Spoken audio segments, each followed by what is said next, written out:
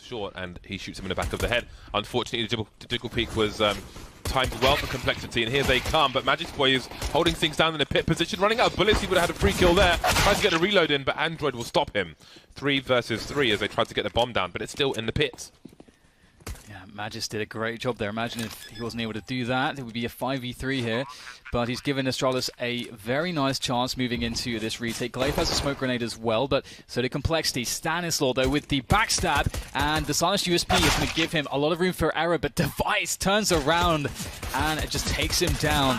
Clothesline maneuver there from Device as Astralis finish up these lovely AK-47s at the moment. Dupree. They well-timed smoke, but maybe not well-timed enough. It looks like CompLexity just darts straight through it. Magisk is happy, though. Gets himself 4 with ease. My goodness. So, some of you may be wondering what just happened. And basically, if at the beginning of that...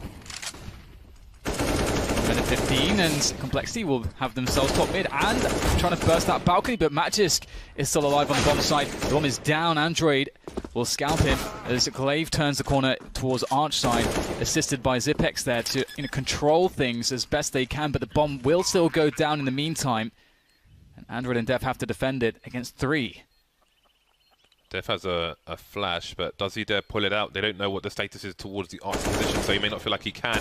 2 players. Oh, Android's going huge here. Glaive's the only one that remains. Does he know where he is? He does now. And now they can play a 2 versus 1 if they want to, but Android goes back to the well again, and Glaive's just waiting patiently. Gets 2 1v1s. Double HE detail there onto the pit position. Oh dear, that's a poor Shazam.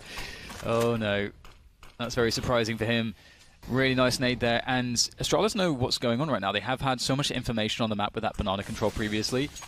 They've worked out where CompLexity are moving. They are rotating players now, but will they be there in time? There's a small... That would allow them to split the site, and now Astralis have been forced to move all the way back. Glaive rotating out from the B bomb site. Stanislaw spotted, he's blinded. Maybe the library player can take him out. In the meantime, there's fights on the site, and Manchester will get picked off, leaving Glaive and Zipex out of position once again in that Arch area. 2 versus 3.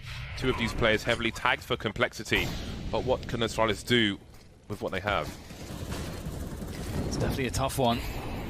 Not much in the way of utility to aid this push, and Android in a really good position. That's a beautiful peek coming in from Glaive, though. That will make the burden slightly lighter as they move forwards. But Glaive, he's known. Ye will deal with him, and Zipex with 20 points of health. The best plays. This may be a more difficult round to win for CompLexity, with less brazen play from the Danes. However, they are looking aggressive on Banana, trying to force the tees out, but they're still towards that tree position. Ye will get taken out, and maybe Astralis will be happy with that for the time being. Yeah, I mean, little did they know.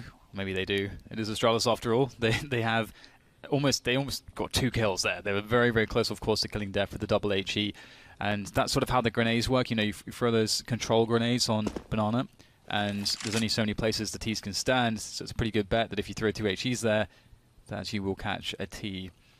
And with so much damage done, they fall back happily onto the bomb site. CompLexity will just go for this one. They're going to have to do this with raw firepower. Glaive will take down the first.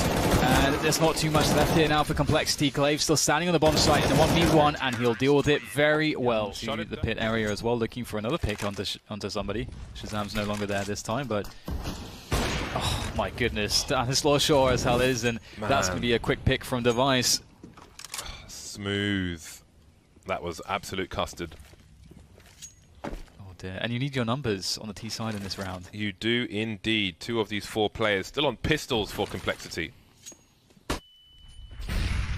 There's a chunky grenade to make life worse. But here comes a push from some of these Ts. We've got a smoke grenade to create space. The bomb's being dropped on the sides, and it's all blue frags. Not a single play lost for Astralis.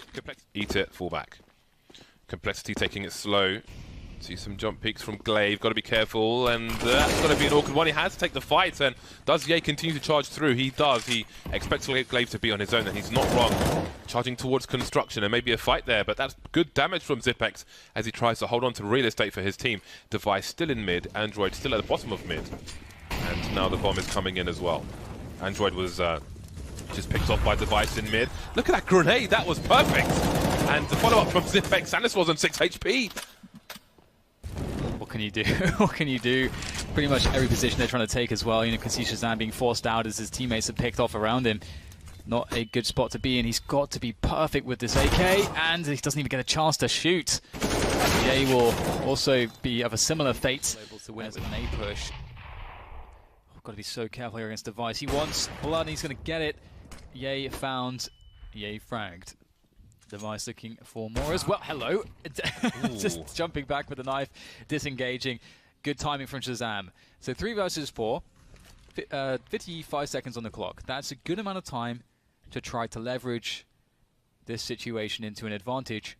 But look at Magisk. He's going walkabouts here in apartments, being very active. Love this. Ooh, Boiler is going to be rich of it. Oh, they've thrown the bomb on the floor. That's so much information. Shazam won't be spotted. Look at that peek from Dupree. That's absolutely monstrous. And now Shazam is alone. 29 seconds left. 1 versus 4. Does he just commit to his own doom here with the AWP, or does he try to save it? They're going to be looking for him. He's going for damage. A quick shoulder peek, and the bait is there. Dupree with the some superior information, seeing all the players running up second mid. I like this from CompLexity, trying to meet these Ts before they get up to top mid and see if they can get some frags. And it is not going all that well here for CompLexity. 2 players left now, and Astralis with a minute and a half left. They can go anywhere on the map, and that's so dangerous. It's slowing it down. The T side. Androids is in an awkward position, but Dupree's unlikely to peek him anytime soon from the balcony because he would be so exposed across the A site.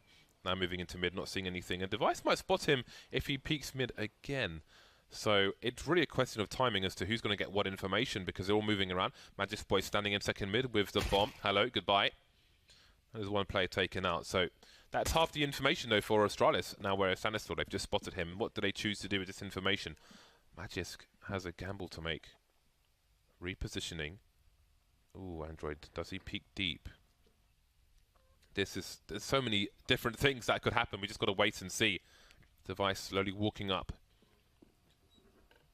Goes for a fast peek, doesn't see anything top mid. Magisk Boy has walked past him. Device is doing the baiting now with the sound cues. There's Android, but there's no cues yet for Magisk. However, Stanislaw is starting to rotate. But he's keeping an eye on B just in case they have no idea. With 23 seconds, Magisk Boy can't really go into apartments to hunt for the kill. He's got to go for the bomb plant. He does have that P250 and a smoke and a flash. This is very doable here for Magisk. A 1v2 clutch, waiting for his opponents to arrive. They don't know. I don't think they have any idea actually where he is. I don't think he made any sound cues that were audible. Android, if there was to be a sound cue to abuse, it would be him that has it. We'll see. Doesn't look like they have the information. They're checking the bomb site. Magisk, he's going to get 1 good opportunity here. He's got to be good, but oh my god, Android's just way too quick. Yeah, that's really cool. It must be a set smoke there. Ooh, Dupree, is he about to peek? He is. That is absolutely brutal. As soon as Ye turns away, does Dupree assume somebody's on short? He does with that pop flash. Flashes himself as well, though, so he's got to be careful. He's got a teammate in tow on the balcony, and they start to move in towards the A site, but the bomb is still at the bottom of mid, which could be a problem for them because Shazam, as you can see, he's looking for something, but he'll get shot in the side of the head, and that's 3 frags. They should know that the B players are likely to, well, be towards B or rotating. Now down they go 1 by 1.